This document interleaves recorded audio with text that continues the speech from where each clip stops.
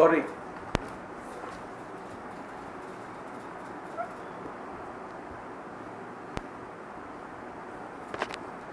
हम लोग बातचीत कर रहे थे कि ये जो आधुनिक काल और मध्यकाल के बीच में क्या बदला है और क्या नया आया है, क्या पुराना आया है। इसमें इंटरनेट के बीच में व्यवधान डाला, वो बहुत ही माशाल्लाह चीज़ है। तो पहली चीज़ जिसने कि हमें प्रभावित किया, तेजी से प्रभावित किया, वो ये कि आधुनिक काल के आते ही सबसे पहला काम ये हुआ कि साहित्य के क्षेत्र से ईश्वर और धर्म की विदाई हुई, और ये काम बहुत साइलेंटली हुआ। पहली बातचीत में जो मैंने बात रखी थी वह अपनी जगह वहीं रहेगी, मैं उससे आगे निकलना चाहता हूं। वो ये कि जब हम ये कहते हैं कि मध्यकाल और आधुनिक काल के संदर्भ में हम लोग विचार करें और बहुत ही अच्छे ढंग से देखें, तो मध्यकाल में कविता थी, नाटक था, प्रबंध काव्य थे, महाकाव्य थे, कादंबरी जैसी रचना थी, लेकिन गद्य साहित्य नहीं था, आलोचना नहीं थी, उपन्यास नहीं था, कहानी थी। तो नया जब दौर शुरू हुआ, आधुनिक काल आया, तो आधुनिक काल अपने साथ में नया क्या लेकर आया? नया लेकर आया गद्य साहित्य, नया लेकर आया उपन्यास, नया लेकर आया वह निबंध और आलोचना जैसा एक महत्वपूर्ण डिसिप्लिन। पहले काव्य शास्त्र था, आलोचना नहीं थी। पहले काव्य थे, साहित्य नहीं था। पहले हमारे यहां मैन्युस्क्रिप्ट थी, पोथी थी, किताब नहीं थी। तो एक नए मीडियम के तौर पर बुक या पुस्तक का जन्म होता है, और यह बहुत महत्वपूर्ण है। और एक नए मीडियम के तौर पर समाचार पत्रों का जन्म होता है, और नए मीडियम के तौर पर छापे की मशीन, प्रिंट टेक्नोलॉजी का आगमन होता है। और ये सबसे बड़ी क्रांतिकारी घटना थी भारत के संदर्भ में। प्रिंट रेवोल्यूशन आया एकदम भिन्न पर्सपेक्टिव में।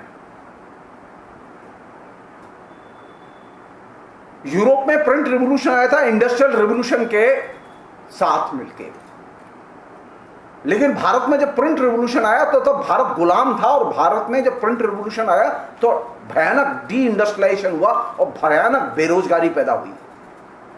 पुराने जो उद्योग धंधे थे उनको ब्रिटिश शासकों ने पूरी तरह से तहस नहस कर दिया था। तो इंडिया में जो प्रिंट रेवोल्यूशन शुरू हुआ, वो प्रिंट रेवोल्यूशन शुरू हुआ औपनिवेशिक संदर्भ में, गुलामी की अवस्था में। यहां प्रिंट रिवॉल्यूशन जो है वो इंडस्ट्रियल रिवॉल्यूशन के साथ इंटीग्रेट करके नहीं आया, और ये बहुत बड़ा फर्क था। और जब किताब आ गई तो किताब साधारण चीज नहीं थी। किताब एज ए मीडियम, हमने किताब को भी माध्यम की तरह तो पढ़ाते ही नहीं है क्लास में। हमारे शिक्षक, हमारे लेखक किताब की महत्ता तो बस वो सरस्वती की पूजा के लिए वो सिर पे लगाते हैं, उससे ज्यादा उसका ज्ञान नहीं है उनको।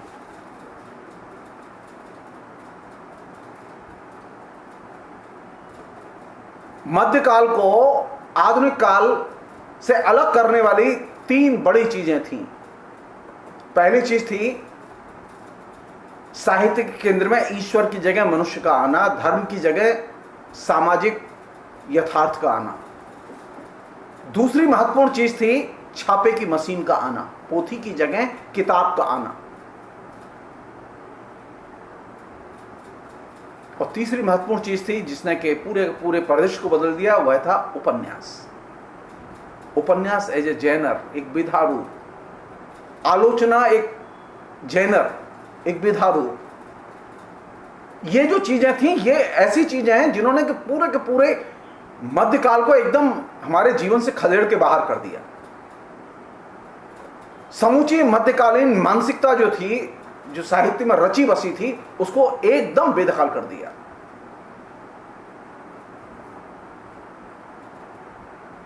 पहले जो लेखक था, जो लिखता था, मध्यकाल का जो लेखक था, जो लिखता था, वह हमेशा यही लिखता था कि वह अपने निजी भावों की अभिव्यक्ति कर रहा है। वह कभी यह नहीं कहता था सामाजिक भावों की अभिव्यक्ति कर रहा है।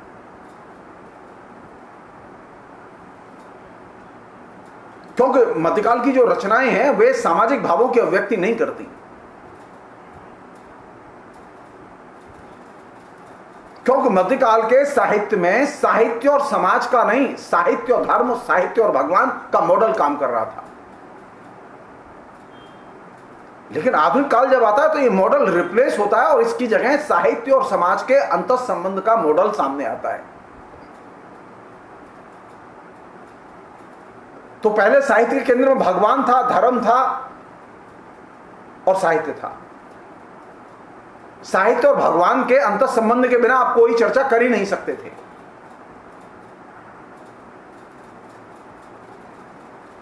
और अगर थोड़ा बहुत भगवान से मुक्ति पाई तो आप राजा के पास चले जाएंगे। तो राज दरबारी थे, दरबारी साहित्य था। और राजा जो था वो भगवान का ही रूप था। तो मियां की दौड़ मस्जिद तक। तो जो मध्यकाल के लेखकों के ऊपर, वो कबीर के ऊपर, वो तुलसी के ऊपर, वो सूर के ऊपर जो लोग बलिहारी हैं, उनसे पूछो कि मध्यकाल के लेखक कैसा शासक चाहते हैं। मैं बाद में चर्चा करूंगा इसकी। खाली देखो जाके, खाली सोचो कि मध्यकाल का जो लेखक है वह किस तरह के शासक और समाज की परिकल्पना करता है। मध्यकाल का कोई लेखक राजा के बिना शासन की परिकल्पना नहीं करता। राजा उसके शासन में है, राजा उसके शासन के केंद्र में है। राजा और प्रजा, राजा और प्रजा का अगर संबंध रहेगा तो लेखक कभी क्रांतिकारी नहीं बन सकता, चाहे वो जितना अच्छा लिखे, चाहे वो कबीर ही क्यों ना हो, चाहे वो और दूसरा लेखक क्यों ना हो। सवाल है नजरिए का कि लेखक अपने नजरिए से समाज को कहां से देखता है, कैसे देखता है। तो अगर नजरिए में राजा और प्रजा के संबंध हैं, जो कि कबीर के यहां भी हैं, वो तुलसी के यहां भी हैं, वो सूर के यहां भी हैं, वो और लेखकों के यहां भी हैं, तो प्रजा और राजा के संबंध में के आधार पर क्या आप सामाजिक परिवर्तन कर सकते हैं? वह लेखक की रचना सामाजिक परिवर्तन कर सकती है? कभी नहीं कर सकती। तो जो लोग कबीर की पूजा करते हैं उनसे पूछा जाना चाहिए कि कबीर जिस तरह के शासन की कल्पना पेश करते हैं, वह कल्पना क्या सामाजिक विकास में मदद कर सकती है? मैं कहूं जाति प्रथा नहीं होगी, तमाम अंधविश्वास नहीं होगा, लेकिन डेमोक्रेसी नहीं होगी, राजा और प्रजा के संबंध होंगे। आप एक्सेप्ट करेंगे? जी नहीं। तो मध्यकाल पर बात करते समय, मध्यकाल में जो लेखक जिन कैटेगरीज में सोच रहे हैं, जिन पदबंधों में सोचते हैं, उन पदबंधों को हमने कभी खोल के देखा ही नहीं। हमारे यहाँ मध्यकाल का लेखक अभी तक पूजा की चीज है, आलोचना की चीज, हम उसे ठीक से बना ही नहीं पाए। हम उसके बारे में क्रिटिकली सोचते ही नहीं है कि आखिर वह लेखक किन कैटेगरीज में समाज को देखता है। अगर यह कैटेगरी होगी लेखक की कि वह राजा और प्रजा के संबंध के तौर पर देखेगा समाज को, तो वह समाज को कभी बदल नहीं सकता, चाहे उसकी रचना कितने भी अच्छे दृष्टिकोण से लिखी गई हो। क्योंकि नए समाज के लिए कबीर और तुलसी जिस समाज में पैदा हुए थे, जिस दौर में पैदा हुए थे, वह व्यापारिक पूंजीवाद के विकास का शुरुआत का दौर था। कैपिटलिज्म आ चुका था, जिसे हम लोग अंग्रेजी में कहते हैं मर्केंटाइल कैपिटलिज्म। मर्केंटाइल कैपिटलिज्म की शुरुआत में अगर लेखक राजा और प्रजा के कैटेगरी में सोचता है कि बुरे राजा की जगह एक अच्छा राजा होना चाहिए, बुरे दरोगा की जगह एक अच्छा दरोगा होना चाहिए, अगर किसी लेखक के दृष्टिकोण की ये चीज है तो ये चीज क्वेश्चन की जानी चाहिए, क्या इस कैटेगरी को बनाए रखकर क्या सामाजिक परिवर्तन संभव है? तो पहली चीज जो मैं आपसे शेयर करना चाहता हूं, इन पर मैं विस्तार से बाद में बात करूंगा और जरूर बात करूंगा मैं, वो ये कि पहले भगवान और साहित्य का मॉडल केंद्र में था मध्यकाल। मध्यकाल को पहली बार झटका लगा आधुनिक काल में कि साहित्य और समाज का मॉडल, साहित्य और समाज के अंतर संबंध का मॉडल केंद्र में आया। पहली बार ऐसा हुआ 19वीं शताब्दी में। भारत में कोई क्रांति नहीं हुई, कोई नास्तिकों ने कोई क्रांति नहीं की, ईश्वर के खिलाफ में कोई बगावत नहीं हुई, लेकिन साहित्य के क्षेत्र से ईश्वर को अपदस्थ कर दिया गया। और यह बहुत बड़ी एक तरह से मूक क्रांति थी जिसे कि समझा जाना चाहिए। जिस ईश्वर को, जिस धर्म को पिछले 2000 साल से आप साहित्य से बेदखल नहीं कर पाए, उस ईश्वर और धर्म को आपने साहित्य से 19वीं शताब्दी में बेदखल कर दिया। वो तमिल में हुआ, वो तेलुगु में हुआ, वो हिंदी में हुआ, वो बंगला में हुआ, हर भाषा में ये हुआ। तो कोई तो चीज है ऐसी, कोई तो चीज है ऐसी कि ईश्वर की जगह मनुष्य की प्रतिष्ठा की गई।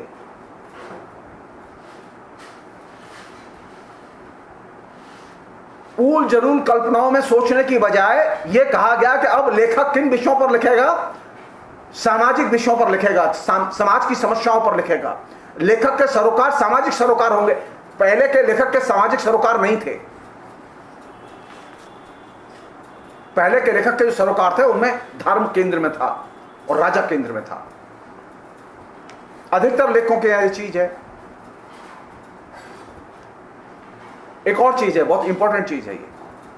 पहला जो दौर था, मध्यकाल का दौर था, उस मध्यकाल के दौर में एक सामान्य ब्यूटी थी उसकी कि वहां पर साहित्य बोलते थे, साहित्य सुनते थे, कविताएं गाई जाती थी, कविताएं सुनते थे लोग, मंदिरों में गाई जाती थी, लोग अपने मतलब जुलूस निकालते थे, अपने उसमें गाते हुए जाते थे, परिक्रमा करते हुए जाते थे, कविताएं गाते थे। तो कविता जो मंदिरों में गाई जाती थी या चौपाल पर गाई जाती थी, वो कविता सुनने वाले लोग थे, उनमें अधिकतर लोग ऐसे थे जो कि अशिक्षित थे। तो पहले मध्यकाल में ये संभव था कि आप साहित्य का आनंद लें और अशिक्षित भी रहें। लेकिन आधुनिक काल के आने के बाद में ये संभव नहीं था। आधुनिक काल के आने के बाद में साहित्य का आनंद वे भी लोग ले सकते थे जो कि अशिक्षित है, और साहित्य का आनंद वे भी लोग ले सकते थे जो शिक्षित हैं, क्योंकि साहित्य को पढ़ने के लिए शिक्षित होना जरूरी था। तो आधुनिक काल जब आया, पहले पढ़ाई कम होती थी, गुरुकुल थे या पर्सनल अपने इनिशिएटिव पे कोई पढ़ लिया तो पढ़ लिया मध्यकाल में। लेकिन आधुनिक काल जब आया तो एक नई चीज आई, वो आई मास एजुकेशन, सबके लिए शिक्षा। कोई भी व्यक्ति जाके पढ़ सकता था, कोई भी व्यक्ति जाके दाखिला ले सकता था और स्कूल में नाम लिखा सकता था। सबके लिए स्कूल खोले गए और यही जगह थी जहां से कि शिक्षित मध्य वर्ग का जन्म हुआ। क्योंकि शिक्षित हुए बिना आप उपन्यास नहीं पढ़ सकते थे, कहानी नहीं पढ़ सकते थे, रामायण नहीं पढ़ सकते थे। पहले रामायण सुन सकते थे,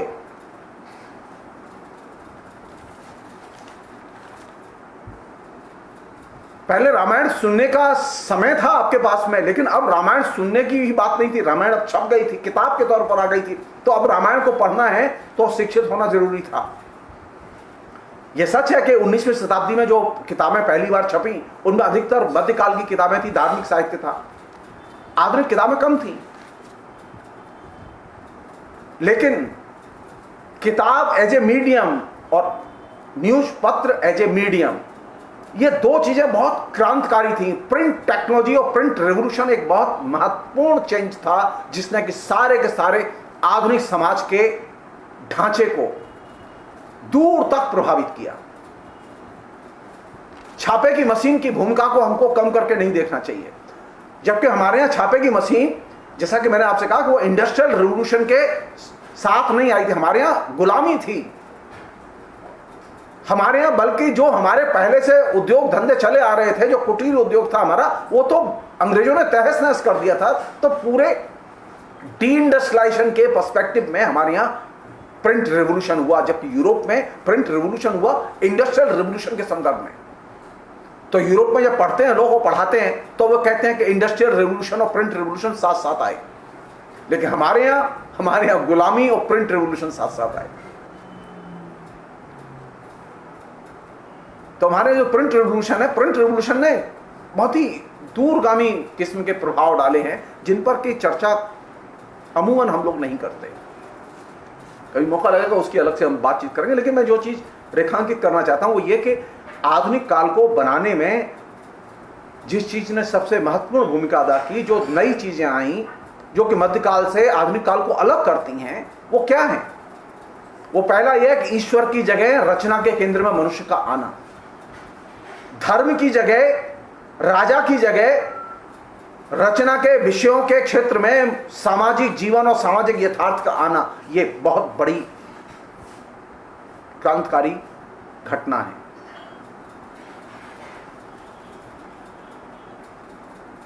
एक और चीज है, कहानी थी पहले, उपन्यास तो नहीं था।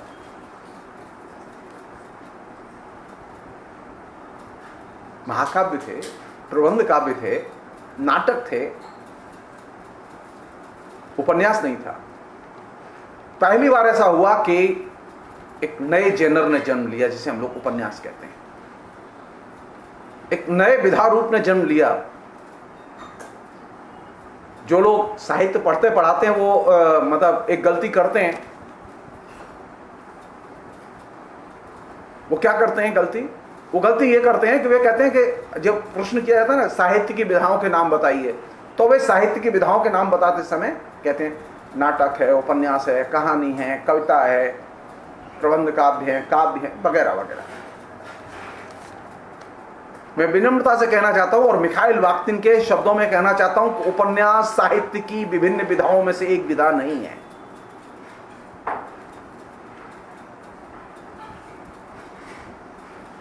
मिखाइल बाख्तिन पहला एक आलोचक था जिसने इस चीज को रेखांकित किया। वह व्यक्ति था जिसने कि स्टालिन को चुनौती दी थी सोवियत संघ में। स्टालिन ने मिखाइल बाख्तिन को साइबेरिया भेज दिया था, इतना बड़ा विद्वान था वो। उसने झुकने से इनकार किया।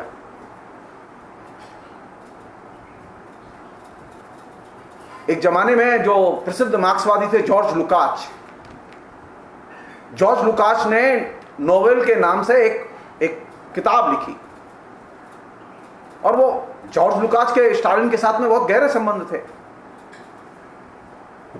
बल्कि ये कह सकते हैं कि जॉर्ज लुकाच जो है वो साहित्य में स्टालिन के दृष्टिकोण का एक तरह से रिप्रेजेंटेशन करते थे।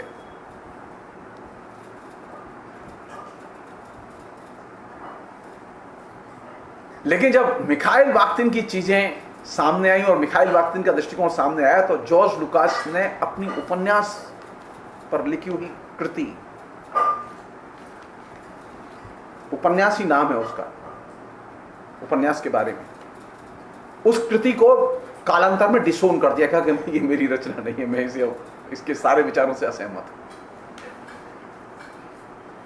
सारी दुनिया के लोग बहुत लंबे समय तक, क्योंकि मिखाइल बाख्तिन ने रशियन में लिखा था, वो अंग्रेजी में थी ही नहीं चीजें। लंबे समय के बाद पहली बार जब अंग्रेजी में चीजें ट्रांसलेट होकर आई, तो सारी दुनिया का साहित्य के बारे में नजरिया ही बदल गया। हमारे यहाँ भी साहित्यकारों के बीच में, लेखकों के बीच में अभी मिखाइल बाख्तिन पहुंचे नहीं हैं। तो हमारे यहाँ तो हम लोग इतने में ही खुश है, रामचंद्र शुक्ल पढ़ दिया, हजारी साहब द्विवेदी पढ़ दिए, और ज्यादा से ज्यादा जोर मारा तो नामवर सिंह पढ़ दिया, और कहा कि नामवर सिंह से ज्यादा महान तो आलोचक हुआ ही नहीं है। जबकि वास्तविकता यह है कि हिंदी के किसी भी आलोचक ने किसी भी जेनर का गंभीरता से अध्ययन नहीं किया। लेकिन हम में से किसी की साहस नहीं है कि हम ये बोलें, क्योंकि हमारे पास में हालत यह है कि हम बोलने के लिए हमारे पास में जीभ नहीं है, सिर्फ चमचागिरी के लिए जीभ है, आलोचना के लिए जीभ नहीं है। हमारे पास में आलोचना का विवेक नहीं है। मिखाइल बाख्तिन से मुझे प्रेरणा लेनी चाहिए, लेखकों को प्रेरणा लेनी चाहिए कि वे स्टालिन के शासन का विरोध कर सके।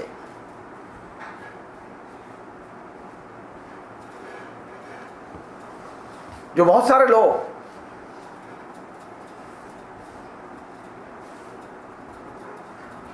ये सोचते हैं कि हमारे यहाँ तो बहुत कुछ बड़ा बड़ा, अरे भाई बड़ा क्या लिखा है नामवर ने? पता किया जाना चाहिए नामवर ने किसी विधा पर कोई किताब लिखी है? किसी भी मार्क्सवादी लेखक पर कोई किताब लिखी है कि आप कहें कि वो मार्क्सवाद के बहुत बड़े आलोचक है? अरे भाई कभी कोई किताब ही नहीं लिखी किसी मार्क्सवादी लेखक पर, किसी मार्क्सवाद के सिद्धांत पर कोई किताब नहीं लिखी, मैं कैसे बड़ा आलोचक मान लूं?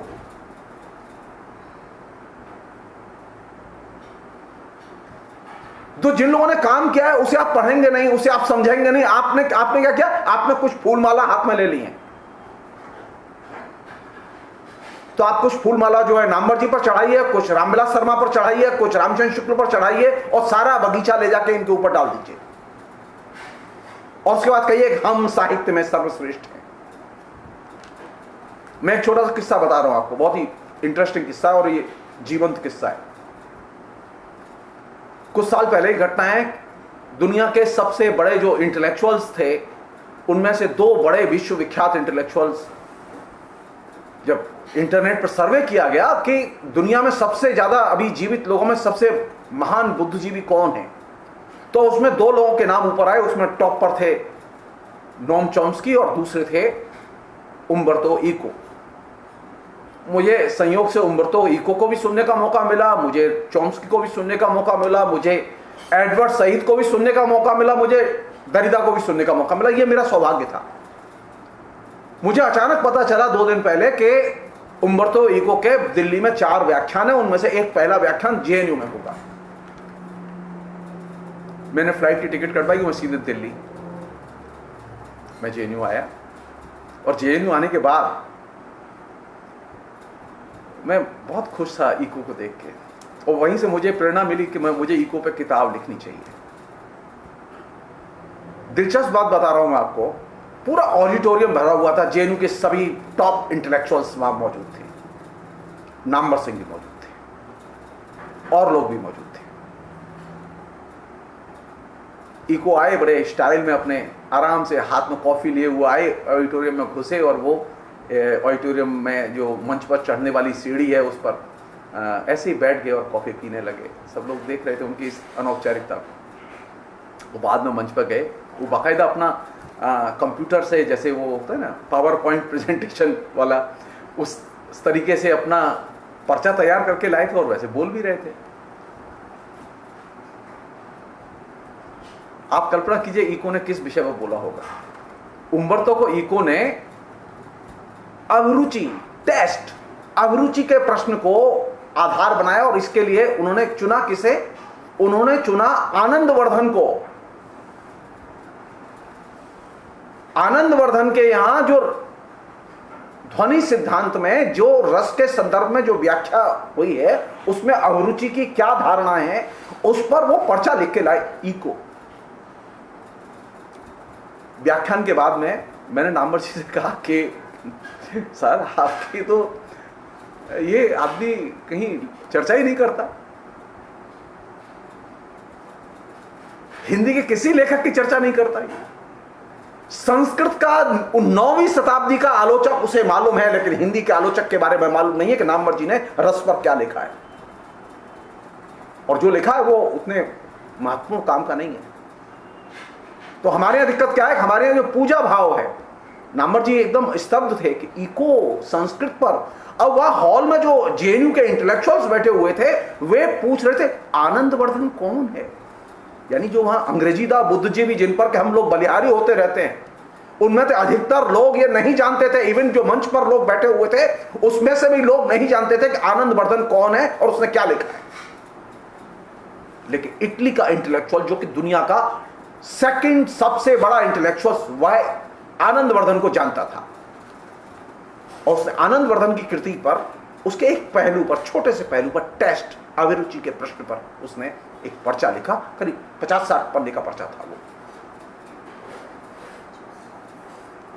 अब आप सोचिए, 9वीं शताब्दी के लेखक को इको जानते हैं, लेकिन 20वीं शताब्दी के जीनियस, हिंदी का जीनियस जो ताल ठोकते रहते ना हम जीनियस है, उनको इको नहीं जानते।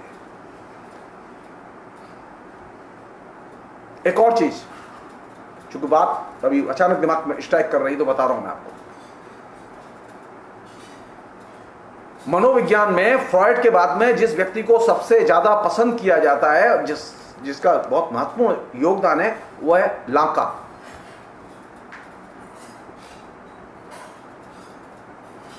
लाका ने पहले इको को, जैसे जब मैंने सुना तो मेरे दिमाग में तत्काल स्ट्राइक किया, लाका पहला व्यक्ति था जिसने कि आनंदवर्धन के ही रस सिद्धांत को आधार बना के मनोवैज्ञानिकों के विश्व सम्मेलन में अपना की लेक्चर दिया था।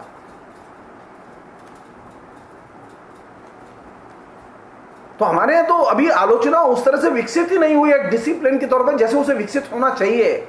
जैसी मेहनत रशियन थियोटिशियन करते हैं, फ्रेंच थियोटिशियन करते हैं, अंग्रेजी के सिद्धांतकार करते हैं, हिंदी के सिद्धांतकार और आलोचक नहीं करते। हिंदी के लेखकों को खाली निबंध लिखने की आदत है, सिद्धांत विकसित करने की आदत नहीं है। हिंदी के जो आलोचक हैं उनको रिसर्च करने की आदत नहीं है। पूछा जाना चाहिए नामवर जी ने कोई रिसर्च की जीवन में, किसी कॉन्सेप्ट पर रिसर्च की? इतने महान विश्वविद्यालय में पढ़ाते थे, सबसे ज्यादा चेले, सबसे ज्यादा ताकत। यह बात मैं इसलिए कह रहा हूं, मेरे निंदा के रूप में नहीं कह रहा हूं, मैं सिर्फ फर्क बता रहा हूं। जो नई चीज घटी आधुनिक काल के आने के बाद, वो नई चीज क्या थी जो मध्यकाल से आधुनिक काल को अलग करती है? वो क्या है? वो है मनुष्य का रचना के केंद्र में आना और सामाजिक यथार्थ का रचना के केंद्र में आना, पहली चीज। दूसरी चीज जो घटी वो ये प्रिंट रेवोल्यूशन। थर्ड चीज जो घटी वो है उपन्यास, और उपन्यास को एक साहित्यिक विधा न माने। जैसे कि मिखाइल बाख्तिन कहते हैं, उपन्यास साहित्य की विभिन्न विधाओं में से एक विधा नहीं है, बल्कि ये विधाओं का सरताज है। उपन्यास जब आया तो उपन्यास अपने साथ में अनेक ऐसी चीजें लेकर आया जिनकी हमने कल्पना नहीं की थी।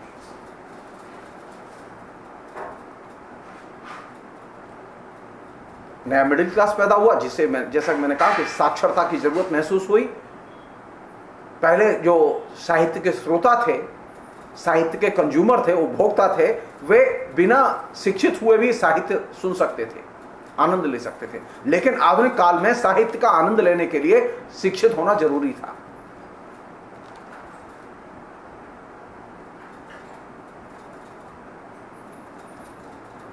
मध्यकाल में एक और चीज थी जिस पर के कभी सोचे हम लोग, कि मध्यकाल में व्यक्तिगत बोलने की आदत थी और व्यक्तिगत को छिपाने की भी आदत थी। ये जो अभी भी हमारे अधिकतर लोगों में जो व्यक्तिगत को छिपाने की आदत है, ये आदत मध्यकालीन भावबोध की एकदम सड़ी गली जो है परिणति है हमारे जीवन में। तो आधुनिक काल जब आया तो आधुनिक काल ने विस्फोट किया।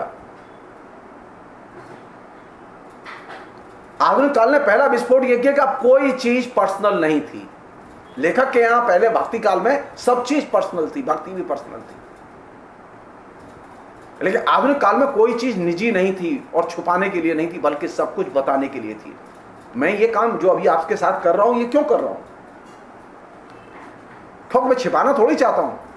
मैं ये भी नहीं चाहता कि आप मुझे विद्वान माने, ये पर्पस नहीं है मेरा।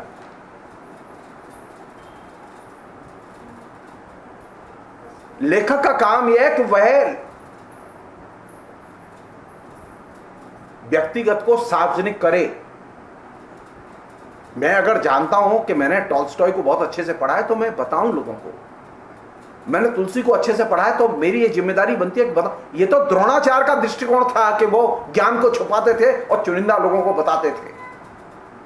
हम तो इस दृष्टिकोण को कभी मानते नहीं रहे। मैंने तो अपने जीवन में कभी नहीं माना इस बात को। मैं तो कभी छुपाता ही नहीं हूं। मैं तो कहता हूं कि तुम भी पढ़ लो। जो किताबें मैं पढ़ता हूं मैं चाहता हूं तुम भी पढ़ो। जो मैं जानता हूं मैं चाहता हूं कि तुम भी जानो। तो पहला जो एटीट्यूड में परिवर्तन आया, वो एटीट्यूड का परिवर्तन ये था कि पहले निजी भावों को छिपाते थे, निजी चीजों को छिपाते थे, लेकिन आधुनिक काल के बाद में नई चीज घटी। अब लेखक निज को सार्वजनिक करने लगा। अब वो पर्सनल को छिपाता नहीं था, बल्कि ये भी कह सकते हैं लेखक की कोई चीज अब पर्सनल नहीं थी। सब कुछ सामाजिक था। आप देखिए, अब आपके मन में ये जिज्ञासा तो हो ही सकती है ना, उठनी भी चाहिए। कायदे से आपने सवाल कभी पूछा हो अपने मन से, और नहीं पूछा हो तो आज पूछ लीजिए मेरे कहने से, कि मध्यकाल के लेखकों ने इतनी अच्छी अच्छी किताबें लिखी। कालिदास ने कितनी सुंदर किताबें लिखी हैं, भवभूति ने कितनी सुंदर किताबें लिखी हैं, भारवी ने कितनी सुंदर किताबें लिखी हैं, भरत ने कितना सुंदर नाट्य शास्त्र लिखा है, तुलसीदास ने कितनी सुंदर रामचरितमानस लिखा है। लेकिन लेखक के पास में अपना जीवन परिचय लिखने की फुर्सत नहीं थी, कि सेंस ही नहीं था, बोध नहीं था। उसकी किताबें मिल जाएंगी लेकिन उसका अपने जीवन पर लिखा हुआ कुछ नहीं मिलेगा, कहीं एक आध पंक्ति कहीं मिल गई। क्योंकि लेखक अपनी पहचान से ही वंचित था, वह जानता ही नहीं था कि वह लेखक है। क्योंकि उसके दिमाग में कौन सी चीज थी, जो पर्सनल है उसे छिपाओ।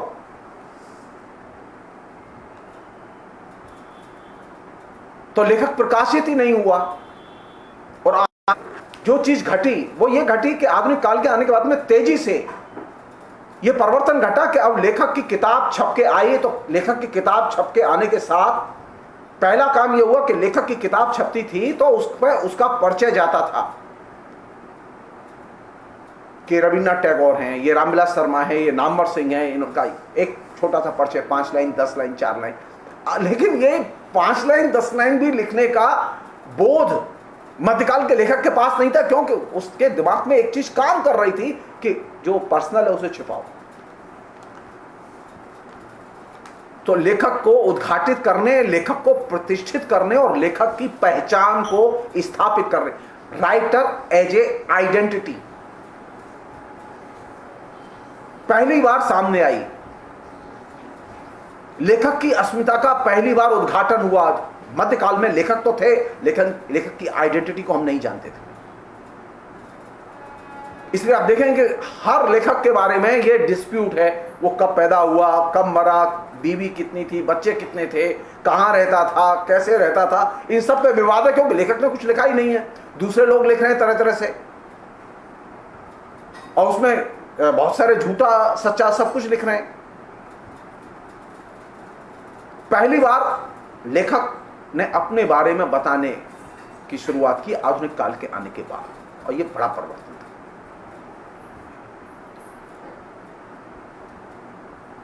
आधुनिक काल के आने के साथ ही आपके बीच में आत्मकथा जैसी चीज भी आई। लेखक जब अपने बारे में बताने लगा तो धीरे धीरे वो सब चीजें आने लगी। वहां निजी भाव थे लेकिन अब यहां पर अपने सामाजिक भाव भी थे और समुदाय के भाव भी थे। या निजी सिर्फ निजी नहीं होता, मतलब जो दलित लिख रहे हैं वो दलित का क्या दावा है लेखकों का, उनका कहना यह है कि हम जो लिख रहे हैं वो हमारी सिर्फ निजी आत्मकथा नहीं है बल्कि वह एक समुदाय की आत्मकथा है। तो नया जो दौर पैदा हुआ, जो आधुनिक काल के आने के साथ, छापे की मशीन के आने के साथ पैदा हुआ, उसमें निजी भावों के साथ साथ सामाजिक भाव और समुदाय के भाव ये रचना में आने लगे। कबीर तो थे लेकिन कबीर की रचनाओं में समुदाय के भाव नहीं आए, कबीर की रचनाओं में व्यक्तिगत भाव नहीं आए।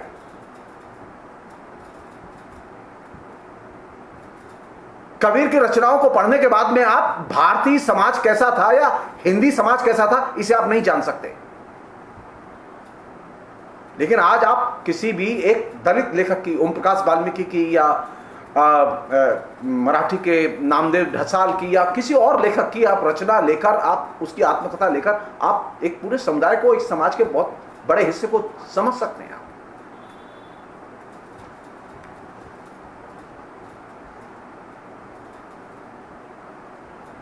तो ये एक मेजर चेंज था।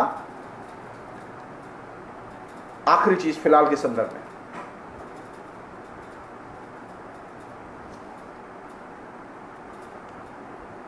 वो ये कि ये जो नया जो दौर शुरू हुआ, इस नए दौर में जो चीजें सार्वजनिक होने लगी और सार्वजनिक होकर जब वो सामने आई तो इसने एक नया विपर्य घटा। जो सार्वजनिक था वो निजी हो गया और जो निजी था वो सार्वजनिक हो गया, और ये बहुत मेजर था। संस्कृति के हर क्षेत्र को, साहित्य के हर क्षेत्र को, लेखक के, समाज के हर क्षेत्र को इस चीज ने प्रभावित किया। जो जनता की कला थी वो अभिजन की कला हो गई, और जो अभिजन की कला थी वो जनता की कला हो गई। एक बहुत ही आपको बुरी लगने वाली बात कह रहा हूं मैं, क्योंकि अधिकतर लोग हिंदी के लोग हैं। खड़ी बोली हिंदी, जिस खड़ी बोली में हम अभी बोल रहे हैं, खड़ी बोली हिंदी मध्यकाल में क्या जनभाषा थी? खड़ी बोली हिंदी का बड़े पैमाने पर राजभाषा के तौर पर इस्तेमाल किया दक्षिण भारत में मुस्लिम शासकों ने। खड़ी बोली हिंदी जनभाषा नहीं थी। जनभाषा के तौर पर अवधी थी, भोजपुरी थी, ब्रिज थी, ये तमाम भाषाएं थी। खड़ी बोली हिंदी कुछ अवजन के परिवारों में बोली जाने वाली बोली थी। इवन 19वीं शताब्दी तक भी खड़ी बोली हिंदी खत्री व्यापारियों के घरों में बोली जाने वाली, उनके यहां बोली जाने वाली बोली थी, जनभाषा नहीं थी।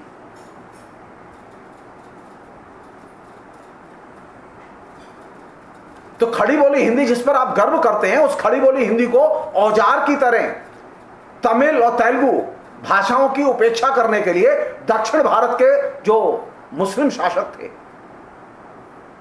जिसे आप दक्षिणी हिंदी कहते हैं, वहां की लोकल भाषाओं के दमन के लिए राजभाषा के तौर पर उन्होंने इस्तेमाल किया। उन्होंने वहां राजभाषा के तौर पर अरबी या फारसी का इस्तेमाल नहीं किया, बल्कि खड़ी बोली हिंदी का इस्तेमाल किया।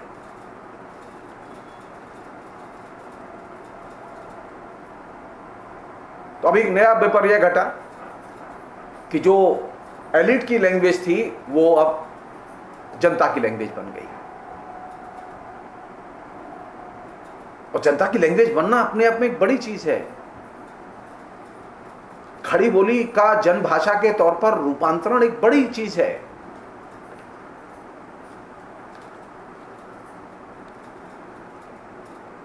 तो ये एक अदला बदली, जो अवजन के यहां चीजें इस्तेमाल में आती थी संस्कृति के क्षेत्र में, वे जन में चली गई, और जो जन के यहां इस्तेमाल में आती थी वो अवजन के क्षेत्र में चली गई।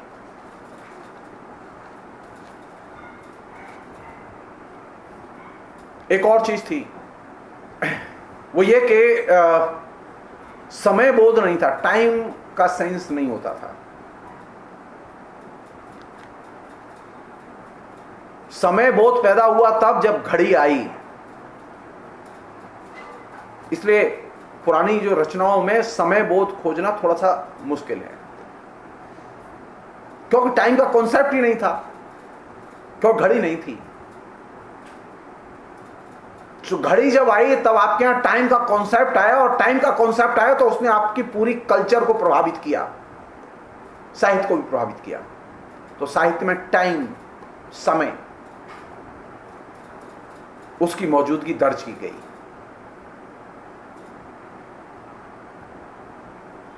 तो पुराने साहित्य में समय बोध नहीं है, टाइम का कॉन्सेप्ट नहीं है।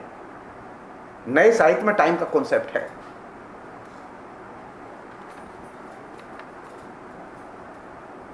पुराने साहित्य में बहुत कुछ ऐसा है जो कि कॉमन सेंस पर आधारित है।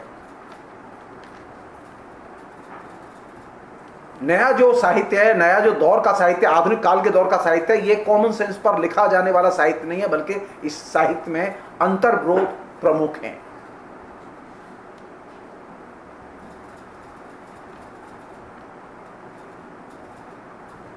पुराने जो लेखक थे, जो जिन्होंने रचनाएं लिखी हैं,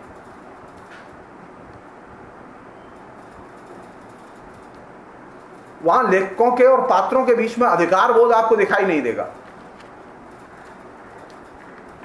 अधिकार बोध की भावना आधुनिक काल के आने के बाद पैदा हुई। आधुनिक काल के पहले लेखकों के बीच में, लेखक जो रचनाएं लिख रहे हैं, उन पात्रों के बीच में अधिकार बोध नहीं था। मसलन मैं एक छोटा सा बहुत ही मतलब इडियोसी भरा सवाल उठाना चाहता हूं। भाई दशरथ ने कैकेयी को कहा कि तुम मुझसे कभी वर मांग लेना, तो उसने वर मांगा, और वर में उसने जो मांगा आप सब लोग जानते हैं। रामचंद्र जी कह ही सकते थे कि पापा ये आपसे मांगा है, पिताजी आपसे वर मांगा है, आप देने और वो जाने, मुझे बीच में क्यों ला रहे हैं कि मैं वनवास जाऊं?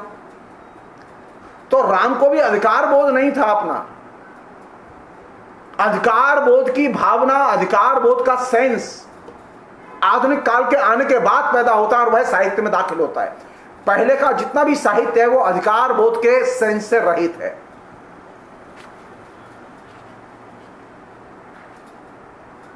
तो राम अपने अधिकार के बारे में जानते ही नहीं थे, तुलसी अपने अधिकार के बारे में नहीं जानते थे, दशरथ नहीं जानते थे, क्योंकि वहां अधिकार बोध ऐसी चीज एग्जिस्ट नहीं करती थी।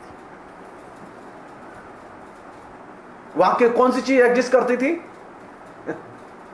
कॉमन सेंस और सामंजस्य। इसलिए हमारे यहां सामंजस्य पर बहुत जोर है। तो वहां सामंजस्य बिठाने पर लगे हुए हैं कि बेटा अच्छा है क्योंकि उसने बाप की बात मान ली, बाप ने वचन दिया था, बेटा जंगल चला गया।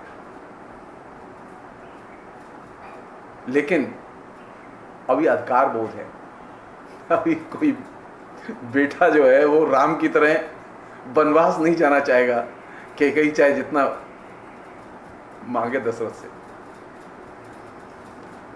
क्योंकि पहले का जो साहित्य था वो कॉमन सेंस और सामंजस्य, इन दो चीजों को ध्यान में रख के लिखा जाता था। तो वो सारी कहानी चाहे जिस लेखक को उठाइए आप, वो इसी के इर्द गिर्द चलती थी। वहां कंट्राडिक्शंस नहीं होते थे, लेकिन अब कंट्राडिक्शंस होते हैं, अधिकार बोध होता है। अब साहित्य की रचनाएं कंट्राडिक्शंस के बिना नहीं लिखी जाती, और ये बहुत ही महत्वपूर्ण चेंज है। और यही वजह आधुनिक काल के साहित्य में सामंजस्य संभव नहीं है।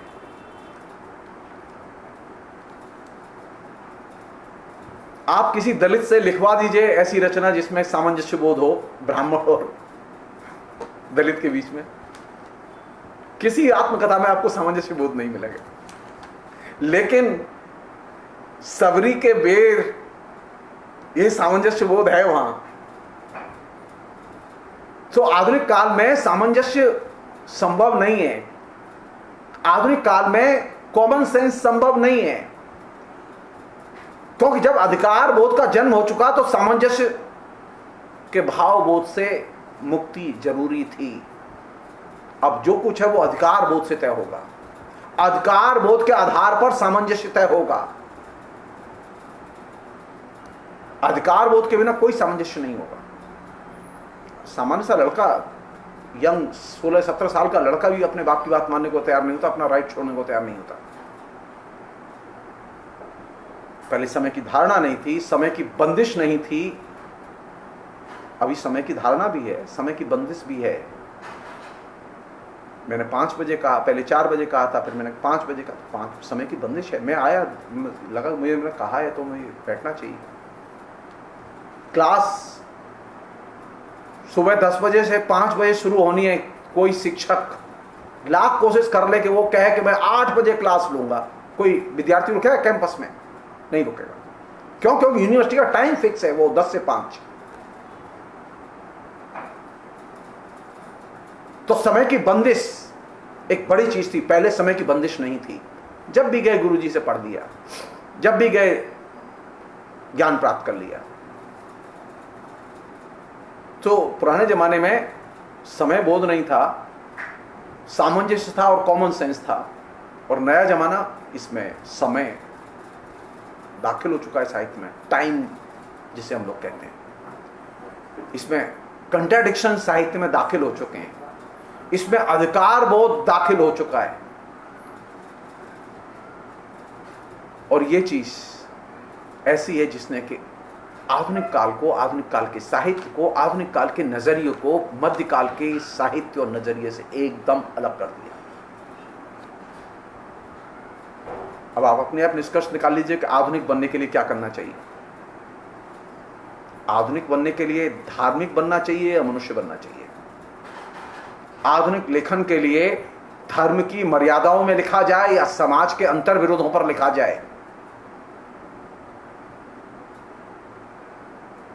आधुनिक बनने के लिए अधिकार बोध के चेतना पैदा की जाए कि नहीं पैदा की जाए, जिसे हम लोग कॉन्स्टिट्यूशन कहते हैं? संविधान पहली ऐसी महान रचना है जो कि हमें अधिकार बोध देती है और अधिकार देती है। तो हम संविधान सम्मत चेतना की बात क्यों नहीं करते? हम अधिकार चेतना की बात क्यों नहीं करते? हम बार बार कबीर तुलसी जायसी, कबीर तुलसी जायसी क्यों करते हैं? जितनी बार आप अतीत में लौटेंगे, आप तय मानिए उतनी बार आप अधिकारों से वंचित होंगे। पुराना साहित्य आपको इस अधिकारहीनता से एक तरह से घेरता है और नया साहित्य आपको सामाजिक अंतर विरोधों पर सोचने के लिए विवश करता है। नया साहित्य आपके अंदर अधिकार बोध पैदा करता है और अधिकार बोध का मतलब यह है मनुष्य के क्या अधिकार हैं, जिसे हम लोग ह्यूमन राइट्स कहते हैं। मनुष्य के क्या संवैधानिक अधिकार हैं?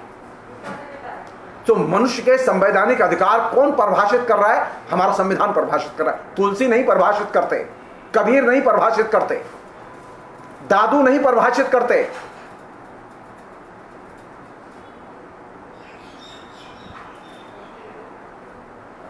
तो नए साहित्य के लिए, नए नजरिए के लिए, मध्यकालीन भावबोध से निकलने के लिए किन चीजों की जरूरत है? आधुनिक नजरिए की जरूरत है। और आधुनिक नजरिए को हासिल करने के लिए पहली शर्त है कि आप अपने को मनुष्य की आइडेंटिटी के तौर पर देखें, मनुष्य के तौर पर देखें। और साहित्य में जब लिखने जाएं, साहित्य में जब पढ़ने जाएं, साहित्यिक कृतियों को जब पढ़ें, लेखकों को पढ़ें, तो हम ये देखें कि वहां जीवन का कौन सा पहलू है जो सामने आया है, किस तरह के अंतर विरोध है जो सामने आए हैं। और यही वह चीज है जो कि आपको आधुनिक बनाती है। किसी का असम्मान करने की जरूरत नहीं है,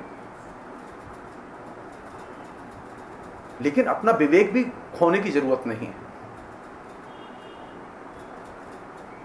पहले सवाल ही नहीं उठते थे, अब सवाल उठते हैं। पहले असहमत नहीं होते थे, लेकिन अब असहमत होते हैं।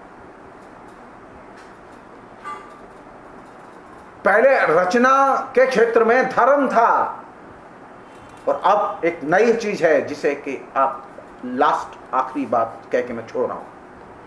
अब रचना के क्षेत्र में जीवन शैली और जीवन के रूप है, life style.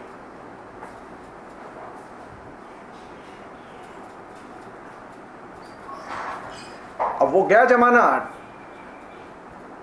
Tragedy, comedy, epic, त्रासदी, कामदी में लिखे जाने वाले सुख दुखात्मक रचनाओं का दौर गया। अब रचनाओं के केंद्र में जीवन के संस्कार है और जीवन की पद्धति है, जीवन शैली है। तो साहित्य ने किसे विषय बनाया अपना? साहित्य ने हमारी जीवन शैली को अपना मुख्य विषय बनाया है। जीवन के जो जीवंत रूप हैं वे साहित्य का मुख्य विषय बने हैं। तो हम साहित्य में जब दाखिल होते हैं, किसी लेखक की रचना पढ़ते हैं, तो हमें यह पता चलता है कि जीवन शैली कैसी है। आप चाहे गोदान पढ़िए, चाहे आप मेला आंचल पढ़िए, चाहे आप किसी स्त्री का लिखा हुआ पढ़िए, वहां आपको जीवन के संस्कार, जीवन शैली के रूप और इसमें भी अधिकार बोध की चेतना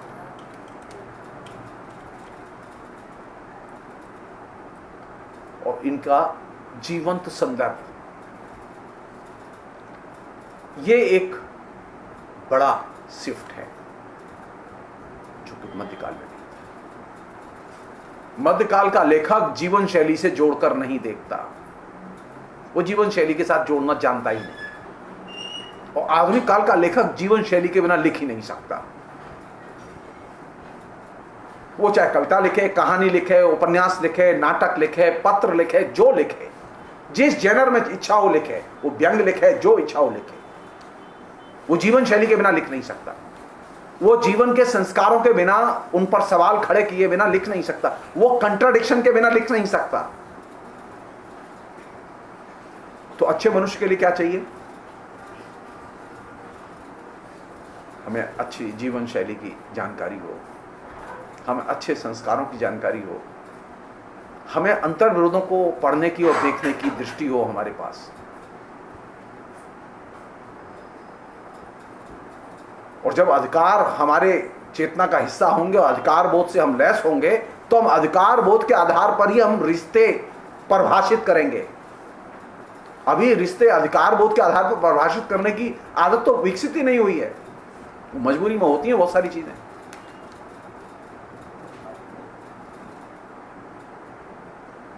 तो मध्यकाल से आधुनिक काल में जाने के लिए ये जरूरी है कि आप आधुनिक बने, आधुनिक दृष्टिकोण को लाएं, और जो सबसे जो मूल्यवान है, जिसको कि सब लोग जानते हैं कि जब मनुष्य के कंट्राडिक्शंस केंद्र में आएंगे तो आप तय करें कि आप किसके साथ हैं। जो फील करें वह आपकी अनुभूति मुख्य है। देखना होगा कि आपके पास में एक अच्छे मनुष्य की अनुभूति है कि नहीं है।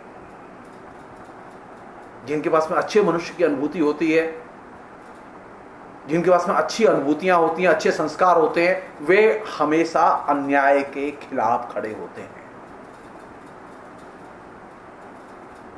ये चुप नहीं रहते। तो आधुनिक काल जो है वो चुप के खिलाफ बगावत है।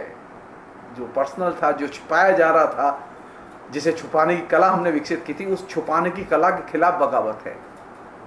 ये अभिव्यक्ति का दौर है और यही इसकी सबसे बड़ी पूंजी है। तो अच्छा मनुष्य कौन?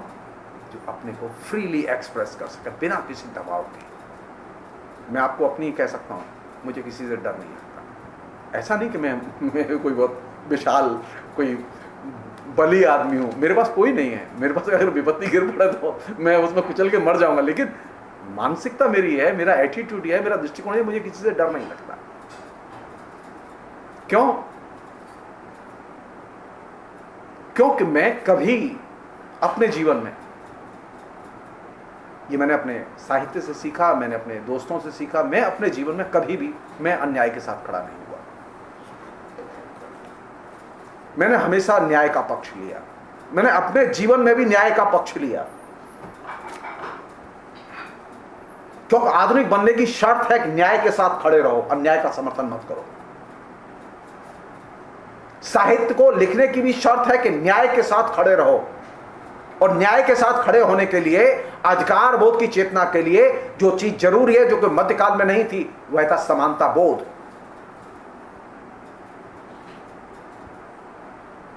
मेरे सारे विद्यार्थी जो मुझसे पढ़े हैं, मैंने 27 साल में हजारों विद्यार्थी पढ़ाए हैं।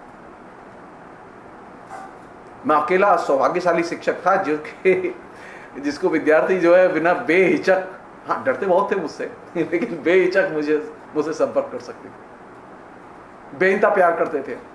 अभी कोई फोन नहीं करता, लेकिन मुझे कोई परेशानी थोड़ी, लेकिन मैं अगर किसी से कह दूं कि मेरा ये काम है, दौड़ के जाएंगे वो चाहे जितना बड़ा हो जाए वो। क्यों? क्योंकि मैंने अपने शिक्षक के नाते अपने विद्यार्थियों के साथ में समानतावादी रिश्ता बनाया। यह समानतावादी रिश्ता आपका पत्नी के संबंधों में भी होता है, यह समानतावादी रिश्ता आपका अपने बच्चों के साथ भी होता है, यह समानतावादी रिश्ता नागरिकों के साथ में भी होता है।